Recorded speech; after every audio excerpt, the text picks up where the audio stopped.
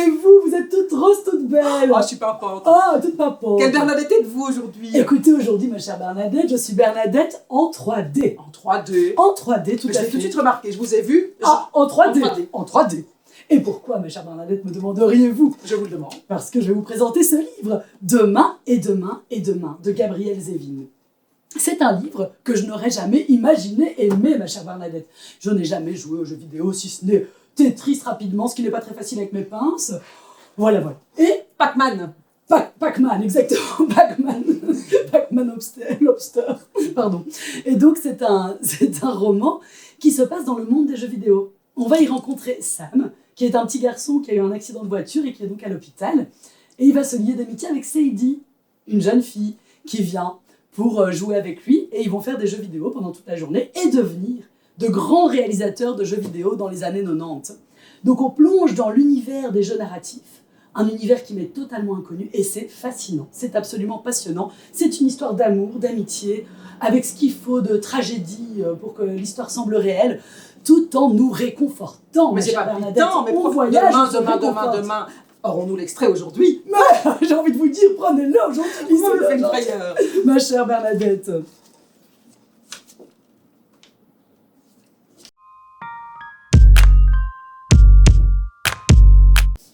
Jouer avec quelqu'un n'est pas sans risque.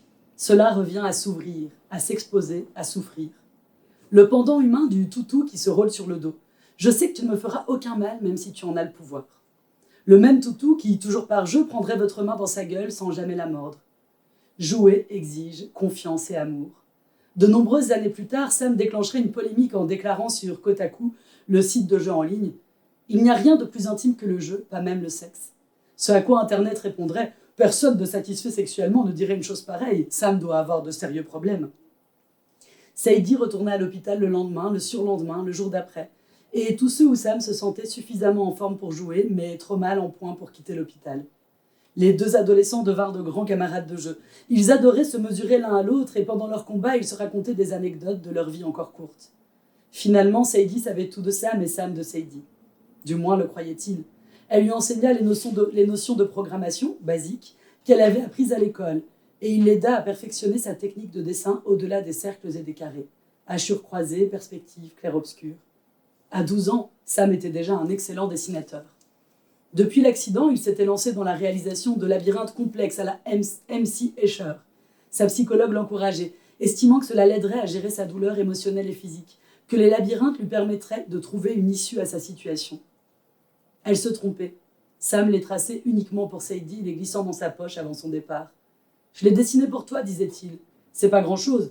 Rapporte-le la prochaine fois que je puisse voir la solution. » Sam expliquerait plus tard que ses dessins constituaient ses premières ébauches de jeux vidéo.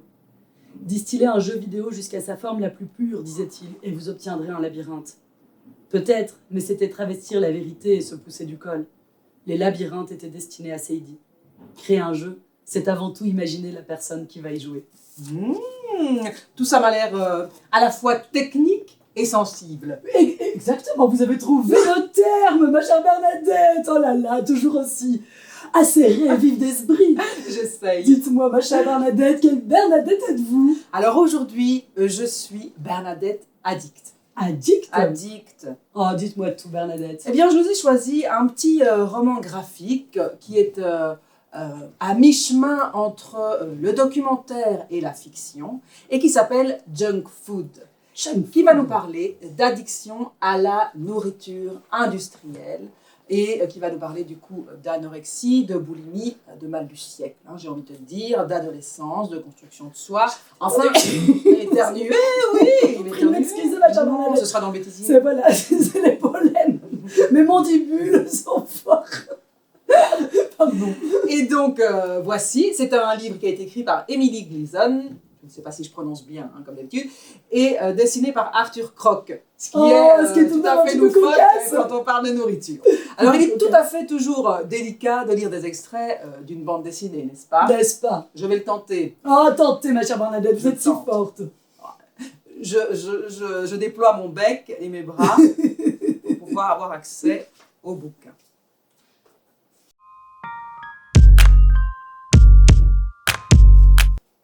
On est parti? On est parti, je suis tout oui.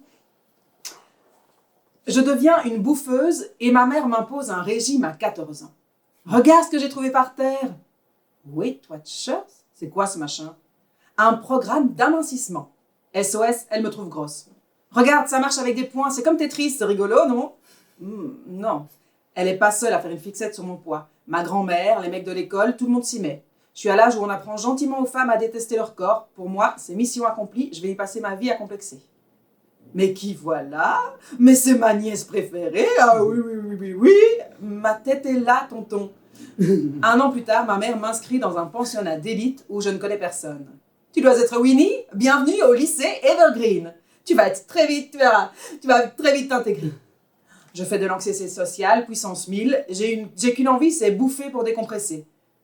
Mais depuis mon régime, ma petite voix anorexique me d'interdit. Il me faut un nouveau truc. Je passe un peu, hein. Je découvre que j'en pince pour les drogues en tout genre toutes. Mais la bouffe reste mon ex, trop canon, avec qui je rêve de recoucher. Je passe. Étape 1 du régime. Sport tous les jours, ni excuse, ni exception. Étape 2. Plafonner mes apports à 500 calories par jour. Ça fait 117 grammes de biscottes. Un bébé de 4 mois mange plus que ça. Étape 3. Me caler l'estomac avec des médocs anorexigènes. Les mêmes qui feront péter un plomb à Britney Spears. Étape 4. Tenir jusqu'au week-end sans craquer, se retenir de bouffer, comme ça c'est l'enfer. Je passe ma semaine à scotcher l'horloge. J'ai l'impression de tirer sur un élastique intérieur qui se tend de plus en plus à chaque repas et je ressaute. Et la seule chose qui me fait tenir, c'est ça. Je vous montre les illustrations aussi parce que elles sont plutôt très colorées. Graphiques. Donc on arrive au week-end. Mon week-end est une orgie romaine super organisée. J'alterne entre méga sucré et hyper salé pour ne pas me saturer les papilles. Je vais et viens entre beurre de cacahuète et pizza 4 fromages, crème glacée et crackers. C'est divin. Tout food addict a sa cam favorite. Moi, c'est les Fruit Loops. J'en bouffe des boîtes et des boîtes. Soyons honnêtes, bol, ça marche plus entre nous. J'essaye de t'aimer, mais j'y arrive plus. C'est pas toi, c'est moi, tu comprends, il faut que j'évolue. Faut que je pense à ma carrière, je rêve grand, tu vois, genre un saladier king size. Un saladier de Fruit Loops, ça te catapulte sur Mars. T'es pas pleine, t'es à l'agonie, c'est une sensation de ouf. Ton bide va éclater, une tonne de sucre te fait fondre le cerveau, tes yeux se ferment doucement et tu kiffes. Je suis sûre que les chamans faisaient ça dans le temps. Enfin bref, voilà, c'est une bande dessinée où on apprend plein de choses sur ce mal qu'est de gérer la nourriture, l'addiction à la nourriture. Et il y a plein de pathologies différentes qui sont reprises par différents personnages. Très intéressant. C'est vrai que souvent quand on parle de troubles alimentaires, on a tendance à plutôt penser à anorexie, etc. Et là, ça a l'air plus complexe que ça. Oui, tout à fait. Et aussi comment les lobbying, finalement, poussent à la consommation. Et demain, je lis votre bouquin. Écoutez, et moi je vais lire celui-ci. Merci bien, ma chère. Je suis ravie. Merci, Bernadette. Excellente journée. Au revoir. Et bon plouf. Mais vous aussi, au revoir.